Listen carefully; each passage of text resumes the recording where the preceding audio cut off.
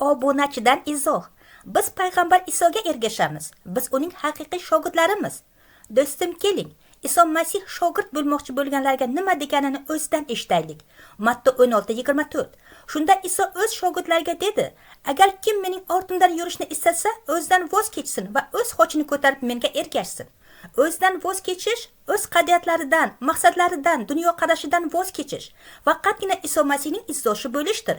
Xochini ko'tarish gunohlari va nafsini o'ldirishdir. Cho'chqani qancha yuvmang, qo'ziga aylanmaydi. Xuddi shunday gunohni qonunlashtirish uni muqaddas qilmaydi.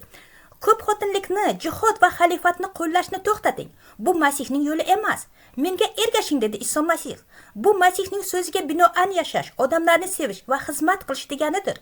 Shunda siz men Iso shogirdiman deb aytmaysiz, balki Isoning o'zi bu mening shogirdim deydi.